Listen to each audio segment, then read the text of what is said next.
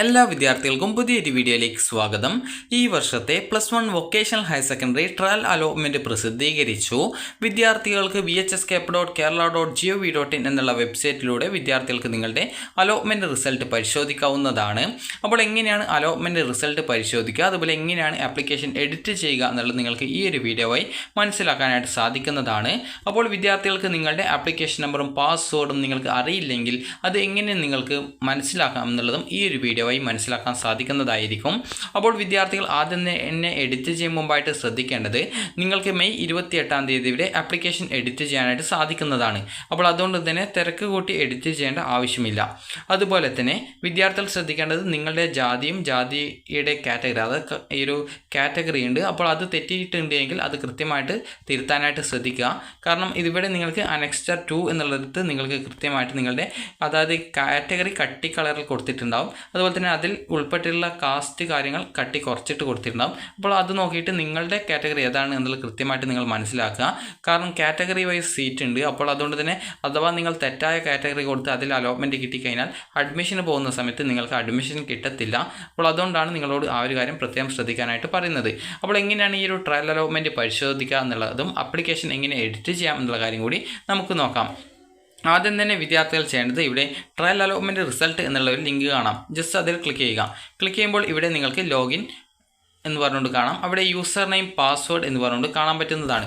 അപ്പോൾ നിങ്ങൾ ചെയ്യേണ്ടത്, ഇവിടെയുള്ള യൂസർ നെയിം എന്ന് പറയുന്നത് നിങ്ങൾ ഈ ഒരു അപേക്ഷ സമർപ്പിക്കുന്ന സമയത്ത് നിങ്ങൾ നൽകിയിട്ടുണ്ടായിരുന്ന ഒരു മൊബൈൽ നമ്പർ ഉണ്ടാവും. അപ്പോൾ അതാണ് ഈ ഒരു യൂസർ നെയിം എന്നതുകൊണ്ട് ഉദ്ദേശിക്കുന്നത്. അതുപോലെ തന്നെ പാസ്വേഡ് എന്ന് പറയുന്നത് നിങ്ങൾ അപേക്ഷ സമർപ്പിക്കുന്ന സമയത്ത് നൽകിയിട്ടുള്ള പാസ്വേഡാണ്. അതുപോലെ തന്നെ ഇവിടെ നിങ്ങൾക്ക് ടെക്സ്റ്റ് ഫ്രം ഇമേജ് എന്ന് പറഞ്ഞുകൊണ്ട് കൊടുത്തിട്ടുണ്ട്. അപ്പോൾ വിദ്യാർത്ഥികൾ നിങ്ങൾക്ക് ആ ഒരു കാര്യം നിങ്ങൾ കൃത്യമായിട്ട് അവിടെ ടൈപ്പ് ചെയ്ത് കൊടുക്കുക. അപ്പോൾ നിങ്ങൾക്ക് അവിടെ നൽകിയിട്ടുള്ള ആ ഒരു ടെക്സ്റ്റ് കൃത്യമായിട്ട് മനസ്സിലാവുന്നില്ലെങ്കിൽ ഇവിടെ നിങ്ങൾക്ക് റിന്യൂ ബട്ടൺ കൊടുത്തിട്ടുണ്ട്. അപ്പോൾ അതിൽ ക്ലിക്ക് ചെയ്യുന്ന സമയത്ത് ഇവിടെ കൊടുത്തിട്ടുള്ള ഇംഗ്ലീഷ് അക്ഷരങ്ങൾ ചേഞ്ച് ചെയ്യപ്പെടും. അപ്പോൾ അത് കൃത്യമായിട്ട് നിങ്ങൾക്ക് എപ്പോഴാണ് മനസ്സിലാകുന്നത് ആ ഒരു സമയത്ത് അത് കൃത്യമായിട്ട് ഇവിടെ ടൈപ്പ് ചെയ്ത് കൊടുക്കുക. ഞാനിപ്പോൾ ജസ്റ്റ് ഒന്ന് റിന്യൂ ചെയ്യുന്ന കാണിച്ചു തരാം. ഈ ഒരു രീതിയിൽ അത് ചേഞ്ച് ആയിട്ട് വരും. എപ്പോഴാണ് നിങ്ങൾക്ക് മനസ്സിലാകുന്നത് ആ ഒരു സമയത്ത് കൃത്യമായിട്ട് നിങ്ങൾ അവിടെ ടൈപ്പ് ചെയ്ത് കൊടുക്കുക. ടൈപ്പ് ചെയ്ത് കഴിഞ്ഞാൽ ലോഗിൻ ചെയ്യുക. അപ്പോൾ ലോഗിൻ ചെയ്യുന്നതിന് മുമ്പായിട്ട് നിങ്ങളോട് പറയാം, ഈ ഒരു പാസ്വേഡ് മറന്നു പോയിട്ടുണ്ടെങ്കിൽ നിങ്ങൾ ചെയ്യേണ്ടത് ഫോർഗോട്ട് പാസ്വേഡ് എന്നുള്ള ഒരു ഓപ്ഷനിൽ ക്ലിക്ക് ചെയ്യുക. അപ്പോൾ ഇവിടെ ക്ലിക്ക് ചെയ്യുന്ന സമയത്ത് നിങ്ങളോട് നിങ്ങളുടെ മൊബൈൽ നമ്പർ നൽകിയിട്ട് വെരിഫൈ ചെയ്യാനായിട്ട് പറയും. നിങ്ങൾ രജിസ്ട്രേഷൻ ചെയ്യുമ്പോൾ നൽകിയ മൊബൈൽ നമ്പർ എന്താണോ ആ ഒരു നമ്പർ കൊടുക്കുക. അതുപോലെ തന്നെ ഇവിടെ നിങ്ങൾക്ക് ഈ ഒരു FZKJP എന്ന് പറഞ്ഞുകൊണ്ട് കുറച്ച് ഇംഗ്ലീഷ് അക്ഷരം കാണാം. അത് കൃത്യമായിട്ട് മനസ്സിലാകുന്നില്ലെങ്കിൽ ഇവിടെയുള്ള റിന്യൂ ബട്ടൺ ക്ലിക്ക് ചെയ്താൽ മതി, അത് ചേഞ്ച് ആയിട്ട് വരുന്നതായിരിക്കും. അപ്പോൾ നിങ്ങൾക്ക് അത് എപ്പോഴാണ് മനസ്സിലാകുന്നത് അത് കൃത്യമായിട്ട് ഇവിടെ ടൈപ്പ് ചെയ്ത് കൊടുക്കുക. വാലിഡേറ്റിൽ ക്ലിക്ക് ചെയ്യുക.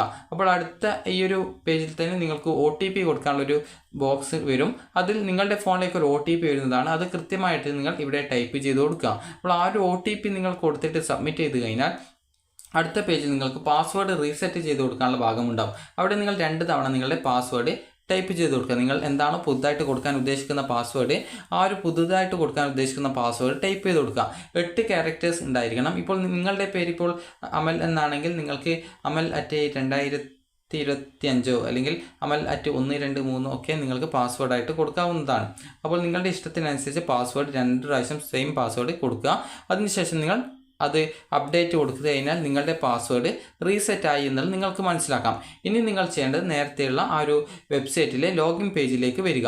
ലോഗിൻ പേജിൽ വന്നു കഴിഞ്ഞാൽ നിങ്ങൾക്ക് ഇവിടെ യൂസർ നെയിം, അതുപോലെ പാസ്വേഡ്, അതുപോലെ തന്നെ ഇവിടെ നിങ്ങൾക്ക് കുറച്ച് ഇവിടെ ഇംഗ്ലീഷ് സെഷൻ നേരത്തെ പറഞ്ഞതുപോലെ കാണാം. അത് കൃത്യമായിട്ട് ഇവിടെ ടൈപ്പ് ചെയ്ത് കൊടുക്കുക. അപ്പോൾ ടൈപ്പ് ചെയ്ത് കൊടുത്ത ശേഷം വിദ്യാർത്ഥികൾ ചെയ്യേണ്ടത് ലോഗിൻ ബട്ടൺ കാണാൻ പറ്റും. അപ്പോൾ ഈ ഒരു ലോഗിൻ ബട്ടണിൽ നിങ്ങൾ ജസ്റ്റ് ഒന്ന് ക്ലിക്ക് ചെയ്യുക. ലോഗിൻ ബട്ടണിൽ ക്ലിക്ക് ചെയ്ത് കഴിഞ്ഞാൽ നിങ്ങൾക്ക് അടുത്ത പേജിൽ സെൻഡ് OTP എന്നുള്ളൊരു ഓപ്ഷൻ കാണാൻ പറ്റും. അപ്പോൾ നിങ്ങളുടെ മൊബൈൽ നമ്പറിലേക്ക് OTP വരാനായിട്ട് സെൻഡ് OTP ബട്ടൺ ക്ലിക്ക് ചെയ്യുക. അതിൽ ക്ലിക്ക് ചെയ്ത് കഴിഞ്ഞാൽ നിങ്ങൾക്ക് നിങ്ങളുടെ ഫോണിലേക്ക് ഒരു OTP വരും. അത് കൃത്യമായിട്ട് ഈ ഒരു വെബ്സൈറ്റിലെ ആ ഒരു പേജിൽ നിങ്ങൾ എവിടെയാണ് OTP കൊടുക്കാനുള്ള ബോക്സ് ഉള്ളത് അവിടെ കൊടുക്കുക. അതിനുശേഷം അത് സബ്മിറ്റ് ചെയ്യുക. സബ്മിറ്റ് ചെയ്യുന്നതോടുകൂടി വിദ്യാർത്ഥികൾക്ക് നിങ്ങളുടെ പ്രൊഫൈൽ പേജിലേക്ക് പോകാൻ പറ്റുന്നതാണ്. അവിടെ നിങ്ങൾക്ക് ട്രയൽ അലോട്ട്മെൻറ്റ് ഡീറ്റെയിൽസ്, അതുപോലെ തന്നെ എഡിറ്റ് ആപ്ലിക്കേഷൻ എന്നിങ്ങനെയുള്ള 2 ലിങ്കുകൾ കാണാൻ പറ്റും. അപ്പോൾ നിങ്ങൾ ചെയ്യേണ്ടത് ട്രയൽ റിസൾട്ട്സ് എന്നുള്ള അതായത് ആ ഒരു രീതിയിൽ ട്രയൽ എന്ന് പറഞ്ഞുകൊണ്ട് ഒരു ലിങ്ക് ഉണ്ടാകും. ജസ്റ്റ് അതിൽ ക്ലിക്ക് ചെയ്യുക. ക്ലിക്ക് ചെയ്യുന്ന സമയത്ത് നിങ്ങൾക്ക് അലോട്ട്മെൻറ്റ് കിട്ടിയിട്ടുണ്ടെങ്കിൽ congratulations, you have got trial allotment. അതുപോലെ ഏത് സ്കൂളിലാണ്, ഏത് കോഴ്സിലാണ്, അതുപോലെ ഏത് ഓപ്ഷനിലാണ് കിട്ടിയതെന്നുണ്ടാവും. അതുപോലെ തന്നെ വിദ്യാർത്ഥികൾക്ക് ഈ ഒരു അലോട്ട്മെൻറ്റ് കിട്ടിയിട്ടില്ലെങ്കിൽ sorry you have no allotment this time എന്ന് പറഞ്ഞുകൊണ്ട് കാണാൻ പറ്റും. അതിനുശേഷം വിദ്യാർത്ഥികൾക്ക് നേരത്തെയുള്ള ആ ഒരു പേജിലേക്ക് ബാക്ക് ബട്ടൺ അടിച്ചുകൊണ്ട് നിങ്ങൾ പോവുക. അപ്പോൾ അവിടെ നിങ്ങൾക്ക് എഡിറ്റ് ആപ്ലിക്കേഷൻ എന്നുള്ളൊരു ബട്ടൺ കാണാൻ പറ്റും. അപ്പോൾ നിങ്ങൾ ജസ്റ്റ് ഒന്ന് അതിൽ ക്ലിക്ക് ചെയ്യുക. അപ്പോൾ നിങ്ങളുടെ ആപ്ലിക്കേഷൻ എഡിറ്റ് ചെയ്യണം എന്നുണ്ടെങ്കിൽ നിങ്ങൾക്ക് അതിൽ ക്ലിക്ക് ചെയ്ത് എഡിറ്റ് ചെയ്യാവുന്നതാണ്. എഡിറ്റ് ഒന്നും ചെയ്യണമെങ്കിൽ പ്രത്യേകിച്ച് ഒന്നും ചെയ്യേണ്ടതില്ല.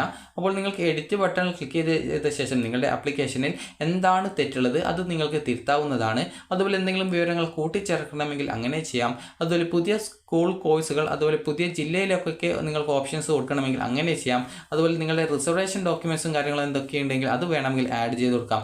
അങ്ങനെ നിങ്ങൾക്ക് ആഡ് ചെയ്യുകയും അതുപോലെ വേണ്ടാത്തത് റിമൂവ് ചെയ്യുകയൊക്കെ ചെയ്തുകൊണ്ട് നിങ്ങളുടെ ആപ്ലിക്കേഷനിൽ യാതൊരു വിധത്തിലുള്ള തെറ്റുകളില്ല.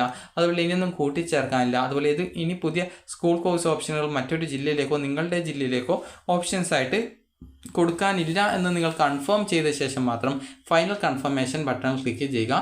ഫൈനൽ കൺഫർമേഷൻ ക്ലിക്ക് ചെയ്യും മുമ്പായിട്ട് നിങ്ങൾക്ക് പ്രിവ്യൂ പേജ് കാണാൻ പറ്റും. പ്രിവ്യൂ പേജ് കൃത്യമായിട്ട് നിങ്ങൾ പരിശോധിച്ച് യാതൊരുവിധ തെറ്റുകളില്ല. ഇനി പുതിയ കോഴ്സുകളിലേക്ക് ഓപ്ഷൻ കൊടുക്കണോ വേണ്ടയോ എന്നുള്ളത് കൂടി ആലോചിച്ച് കൊടുക്കണമെന്നുണ്ടെങ്കിൽ അതിന് സൈഡിലായിട്ട് എഡിറ്റ് ഓപ്ഷൻസ് എന്നുള്ള ലിങ്ക് ഉണ്ടാവും. അതായത് ഒരു പെൻസിൽ ഐക്കണോട് കൂടിയുള്ള ഒരു പച്ച ബട്ടൺ ഉണ്ടാവും. ജസ്റ്റ് അതിൽ ക്ലിക്ക് ചെയ്യുക. എന്നിട്ട് എഡിറ്റ് ചെയ്യുക. എഡിറ്റ് ചെയ്ത് വീണ്ടും സബ്മിറ്റ് ചെയ്ത് വരുന്ന സമയത്ത് വീണ്ടും പ്രിവ്യൂ പേജിലെത്തും. അപ്പോൾ നിങ്ങൾക്ക് അത് വീണ്ടും ഒരു 2 പ്രാവശ്യം ഒന്ന് ചെക്ക് ചെയ്ത് വായിച്ച് നോക്കുക. കാരണം ഫൈനൽ കൺഫർമേഷൻ ചെയ്താൽ പിന്നീട് നിങ്ങളുടെ ആപ്ലിക്കേഷൻ യാതൊരു കാരണവശാലും ഫസ്റ്റ് അലോട്ട്മെൻറ്റും സെക്കൻഡ് അലോട്ട്മെൻറ്റും തേർഡ് അലോട്ട്മെൻറ്റിന് ശേഷം വരെ നിങ്ങൾക്ക് എഡിറ്റ് ചെയ്യാൻ പറ്റത്തില്ല. അപ്പോൾ തേർഡ് അലോട്ട്മെൻറ്റിന് ശേഷം മാത്രമേ പിന്നീട് എഡിറ്റ് ചെയ്യാനായിട്ട് പറ്റത്തുള്ളൂ. അപ്പോൾ അതുകൊണ്ട് തന്നെ നിങ്ങൾ അപേക്ഷയിൽ യാതൊരു തെറ്റുകളില്ല, പുതുതായിട്ട് ഓപ്ഷൻ കൊടുക്കേണ്ടതില്ല എന്നാണെങ്കിൽ നിങ്ങൾക്ക് ഫൈനൽ കൺഫർമേഷൻ ചെയ്യാവുന്നതാണ്. ഫൈനൽ കൺഫർമേഷൻ ചെയ്ത് കഴിഞ്ഞാൽ പിന്നീട് നിങ്ങളുടെ ആപ്ലിക്കേഷൻ്റെ പ്രിൻ്റ് എടുക്കാനുള്ള പേജിലേക്ക് പോകും. അവിടെ പ്രിൻ്റ് ആപ്ലിക്കേഷനിൽ ക്ലിക്ക് ചെയ്ത് നിങ്ങളുടെ ആപ്ലിക്കേഷൻ പ്രിൻ്റ് എടുക്കാവുന്നതാണ്. അപ്പോൾ വിദ്യാർത്ഥികൾ ശ്രദ്ധിക്കേണ്ട പ്രധാനപ്പെട്ട കാര്യം, ഒരു തവണ ആപ്ലിക്കേഷൻ ഫൈനൽ കൺഫർമേഷൻ ചെയ്ത് കഴിഞ്ഞാൽ യാതൊരു കാരണവശാലും പിന്നീട് ആപ്ലിക്കേഷൻ എഡിറ്റ് ചെയ്യാനായിട്ട് സാധിക്കുന്നതല്ല എന്നുള്ളത് വിദ്യാർത്ഥികൾ പ്രത്യേകം ശ്രദ്ധിക്കുക. അപ്പോൾ വിദ്യാർത്ഥികൾക്ക് ഈ ഒരു വീഡിയോ ഉപകാരപ്രദമായിട്ടുണ്ടെന്ന് കരുതുന്നു. അപ്പോൾ വിദ്യാർത്ഥികൾ തിരക്ക് കൂട്ടി ആപ്ലിക്കേഷൻ എഡിറ്റ് ചെയ്യേണ്ട ആവശ്യമൊന്നുമില്ല. ഏകദേശം ഒരു മെയ് 21-ാം തീയതിക്കുള്ളിൽ പോയിട്ട് എഡിറ്റ് ചെയ്താൽ മതി. അപ്പോൾ വിദ്യാർത്ഥികൾക്ക് ഈ ഒരു വീഡിയോ ഉപകാരപ്രദമായിട്ടുണ്ടെങ്കിൽ ലൈക്ക് ചെയ്യുക, ഷെയർ ചെയ്യുക. Thank you for watching.